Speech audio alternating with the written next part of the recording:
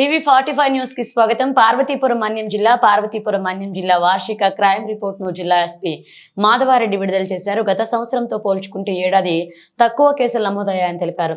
Cyber నేరాలు పెరిగిపోతున్నాయని, వాటి పట్ల ప్రజలు అప్రమత్తంగా ఉండాలన్నారు. గంజాయి పట్ల ప్రత్యేక దృష్టి సారించామని, ముఖ్యంగా యువత చెడు వ్యసనాలకు బానిస కాకుండా ఉండాలన్నారు.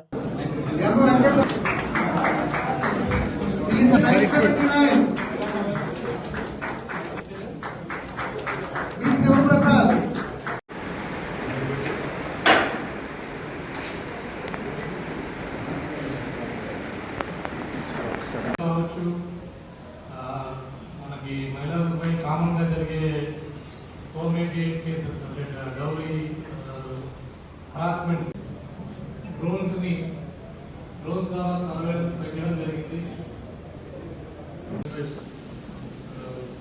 ఇంప్లిమెంట్ అవుతుంది. Next different awareness programs road సేఫ్టీకి సంబంధించి. నెక్స్ట్ స్కూళ్ళు కూడా అన్ని గవర్నమెంట్ స్కూల్స్, ప్రైవేట్ స్కూల్స్ అన్నీ కూడా అవేర్నెస్, కంటిన్యూస్ అవేర్నెస్ క్రియేట్ చేయడం జరిగింది. ముఖ్యంగా పిఏపి ప్రోగ్రామ్స్లో కావచ్చు, మన దసరా ఉత్సవాల్లో కావచ్చు, ఈ ఎన్డీపీఎస్ సంబంధించి కావచ్చు, కంటిన్యూస్గా కనిపించడం ద్వారా there is a overall decrease in crime against women by 22%. 13%, 22 cases మన జిల్లాలో. Accidents one of the reason drunk and drive, తాగి నడపడం, 2 వీలర్స్ అనేది గుర్తించి డ్రంక్ అండ్ డ్రైవ్ మీద ఎక్కువ ఫోకస్ చేయడం. ఆ కేసెస్ కూడా తగ్గుదల వచ్చింది. మహిళలపై వారి యొక్క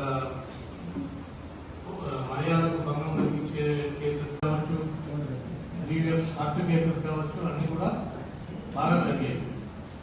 నెక్స్ట్ సో ప్రాపర్టీ అఫెన్సెస్లో మాకు